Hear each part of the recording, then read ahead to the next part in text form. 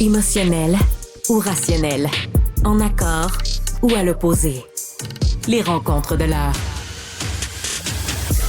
Nous sommes avec Emmanuelle Latraverse, toute seule d'ailleurs, qui te fait une entrevue avec Pierre Poilievre qui fait son bilan et tu lui as parlé de son ton. Le ton qu'il adopte lorsqu'il est avec des journalistes. On écoute un extrait de cette entrevue-là, puis on revient avec Emmanuelle.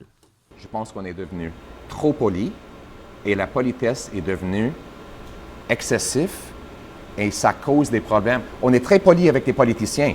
On n'est pas poli avec la population. On est très cruel avec la population maintenant au Canada. Moi, je vais être plus gentil à la population, à ce jeune gars qui travaille pour nourrir ses enfants, à la mère monoparentale à Montréal qui ne peut pas payer ses factures. Je vais être plus gentil et plus généreux avec eux, mais je ne suis pas généreux avec les politiciens qui ont causé la misère que nous voyons dans nos rues. Mais vous dites, on est trop poli avec les politiciens, mais vous, des fois, vous n'êtes pas poli avec personne. T'sais. Je veux dire, regardez l'entrevue que vous avez faite avec Paul. Non, j'étais poli. Il m'a posé des questions, j'ai répondu. Mais non, mais sérieux, là, vous ne pouvez pas être fier de vous après celle-là. Là. Est-ce que je suis poli maintenant? Vous êtes poli maintenant, je vous le donne. Merci. C'est génial, ça. Alors, écoute, j'avais pas vu cette entrevue-là avec Paul. Quoi, il avait été raide, Poilievre? Ben, Paul lui a posé une question sur son reproche que Justin Trudeau est faible, puis il n'aimait pas la façon dont Paul a formulé la question. Fait qu'il a répondu « rien ». Puis là, c'était comme « mais encore, rien ». C'était du Pierre. C'était comme. Il a fait à Paul le coup de la pomme, là, tu sais, pour tous ceux qui ont vu ça. Puis je pense que l'idée, c'était de dire, à un moment donné, c'est ça aussi qui marche pas au Québec. Moi, en tout cas, je suis de ceux qui le pensent, mais c'est la première fois moi, que je l'entendais.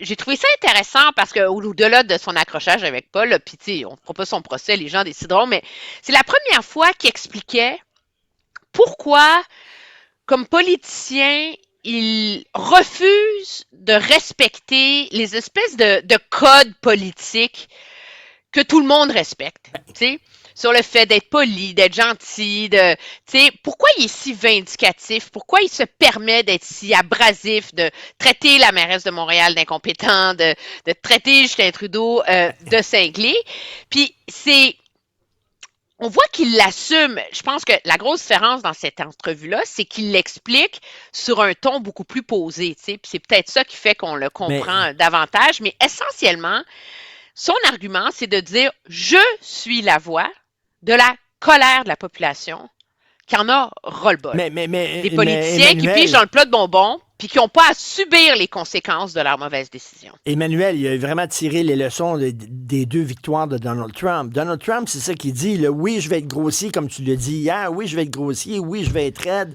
mais je ne mettrai pas d'eau dans mon vin, puis je ne commencerai pas à m'excuser. Alors, tu sais, pourquoi il faut être à tout prix poli avec les journalistes? Pourquoi il faut être à tout prix poli avec les autres politiciens? Non, dit Donald Trump, il n'y a pas de règles. Moi, je m'en fous des règles. Je vais inventer mes propres règles à moi. Et les gens, c'est ce qu'ils aiment chez Trump, je crois, ceux qui ont voté pour lui, c'est qu'il dit ce qu'il pense, puis il pense ce qu'il dit.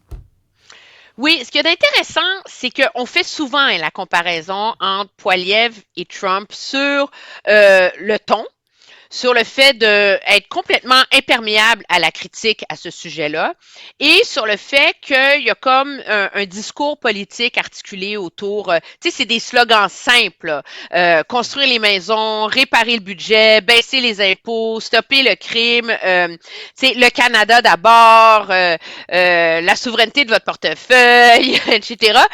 Mais la réalité, c'est que, puis je le défends pas, là, mais Pierre Poilievre était comme ça avant Trump.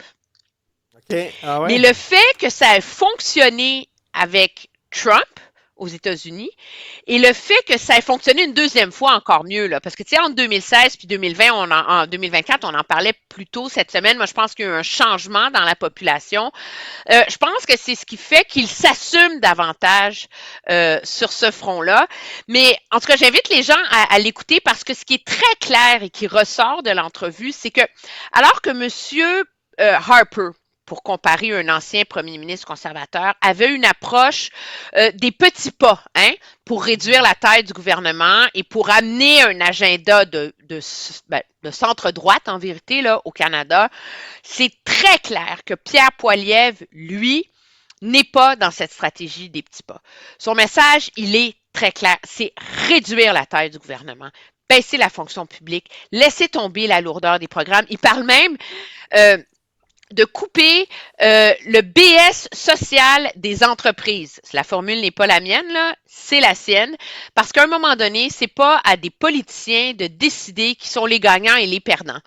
T'sais, on remet de l'argent dans l'économie, on libère la force du capitalisme, le reste, ça va finir par créer de la croissance. Alors, l'entrevue permet un peu d'essayer d'aller voir et de comprendre. C'est le mandat que je m'étais moi-même donné, là. De donner la chance aux gens qui l'écoutent de voir qu'est-ce qu'il y a derrière les slogans de ce politicien-là, qui, si une élection avait lieu demain, serait le premier ministre du Canada. Là, ben oui. Alors, à un moment donné, on n'est pas pour attendre à la campagne électorale pour commencer à le forcer à clarifier ses idées pour un public qui passe pas sa vie à l'écouter, faire des discours et etc. Là. Tu parlais de la pomme, la fameuse rencontre avec la pomme. Les gens qui n'ont pas vu cette vidéo-là, il est abordé par quelqu'un qui ne l'aime pas visiblement, puis qui critique le Parti conservateur. Et lui, il mange une pomme, Poilievre, de façon super cool. Très cool. Il mange la pomme, puis il l'écoute parler. Et c'est une arrogance douce, quand même. Vraiment. Est-ce qu'il est arrogant quand tu le rencontres? Quand tu le rends. En tout cas, moi, il y a comme deux pomme. Pierre Poilievre. Mais ça, c'est le coup de la pomme. Là. Il y a le Pierre Poilievre hérissé contre des journalistes qui le jugent paresseux et qui lui posent des questions. Il y a une règle d'or, là. On dit jamais certains disent que. Parce que là, tu sais que tu vas te faire dire oui, qui, quand, comment, pourquoi. Mais quand tu es dans le contexte d'une entrevue, de dire OK, on s'assoit là, puis je ne ferai pas du rentre-dedans, je vais vous demander de vous expliquer sans complaisance. Il n'est pas aussi abrasif, c'est clair. Puis, mais le coup de la pomme, ce qui est absolument hallucinant, c'est que c'est devenu un des moments de tous ces rassemblements politiques, hein, maintenant. Alors, il y a une pomme dans les mains, puis je regardais, là, il était à Pointe-Claire ce midi, devant une foule, puis tu sais, c'est toujours le même setup, il est debout, il y a un micro, il n'y a pas de feuille, il n'y a pas de papier, il n'y a pas de télésouffleur, puis il parle. Puis il y a toujours un moment dans son discours où il y a le panier de pommes à côté, puis il lance des pommes, puis il offre des pommes aux gens. Fait que c'est comme devenu, de revendiquer le droit de résister aux idées dominantes des élites. C'est comme ça que j'essaie de le comprendre, là. C'est de dire, on n'a pas à céder aux priorités de la presse en général. On n'a pas à avoir honte des idées qu'on revendique. C'est le droit de s'assumer. Puis c'est un peu, je pense, ce qui ressort de cette entrevue-là, c'est ils s'assument complètement et les gens décideront si ça leur plaît ou pas, s'ils sont rassurés ou s'ils trouvent encore plus arrogant ou pas. Je veux finir sur une chose par ailleurs. Quand ça va être diffusé? On va diffuser un long extrait à la joute à 16h, mais l'entrevue au complet, là, le 22 minutes, ça va être tout blanc. Je veux finir la semaine sur une chose. Lundi, on va parler, toi et moi, de l'imminente mise à jour économique qui va être déposée, de l'ampleur du déficit de Chrystia Freeland, etc. Le dommage que le gouvernement Trudeau s'est fait à lui-même cette semaine est incroyable. De couler qu'elle n'était pas d'accord avec le chèque de TPS et le congé TPS, et etc. Et après ça, l'espèce de vengeance de l'autre bord, là, qui est venue de quelqu'un dans l'entourage de M. Trudeau à l'effet qu'on n'était pas content de son travail, qu'on voulait courtiser M. Carney. C'est comme prendre ta numéro 2 du gouvernement et la jeter en dessous de l'autobus. Je n'ai jamais vu une ministre des Finances aussi humiliée sur la place publique. Et au-delà de Mme Freeland et de son humiliation, c'est l'efficacité avec laquelle les conservateurs ont repris ça. Parce que c'est un des enjeux que domine et maîtrise M. Trudeau, c'est d'être le premier ministre féministe. Et là, les conservateurs sont en train d'utiliser le traitement qu'on réserve à Mme Freeland pour remettre en question et attaquer ce que eux décrivent comme le féminisme hypocrite de M. Trudeau. Ben oui. Parce que quand tu traites ainsi la femme la plus puissante de ton gouvernement, tu peux pas vraiment te dire féministe. Alors ça, c'est quelque chose qui est arrivé dans les derniers jours. C'est très inside baseball, mais j'ai hâte de voir l'impact que ça va avoir sur l'électorat féminin en particulier, parce que c'est vraiment notoire là, de voir la mobilisation des conservateurs à Ottawa, à la Chambre des communes, puis le fait que M. Poilievre, dans l'entrevue que j'ai faite avec lui, moi, j'allais pas lui poser des questions sur Chrystia Freeland puis sa chicane avec Mark Carney. Là. Tu sais, je pense que ça concerne pas nos auditeurs de TVA puis LCN, mais il a réussi à faire un détour pour aller là. Et ça montre qu'ils lâcheront pas le morceau sur celle-là. Et en terminant rapidement, les employés de Post Canada qui vont tourner au travail lundi, probablement trop tard. Trop tard. Je veux dire, il y a plein de PME et de commerces. Ils ont raté leur temps des fêtes. Là. Oui, qui ont raté leur temps des fêtes, trop tard, mais en même temps, je suis pas prête à lancer la pierre au gouvernement Trudeau là-dessus. À un moment donné, le gouvernement ne peut pas se laisser perpétuellement instrumentaliser par des employeurs qui permettent une grève et qui attendent l'intervention du fédéral pour avoir un arbitrage puis régler le problème. Et la réalité, c'est que particulièrement dans ce dossier-là, puis c'est un peu la même chose que dans le cas du CN, c'est des enjeux existentiels pour ces entreprises-là, en termes de modèle d'affaires qu'il faut revoir. Et c'est pas quelque chose que l'arbitrage peut faire. C'est pas un calcul là, de dire, bon, mais en tout cas, vu comme augmentation de salaire, puisque les revenus, ben moi, comme arbitre, je vais fixer que X. Là. Je veux dire, à un moment donné, c'est un modèle d'affaires qu'il faut revoir.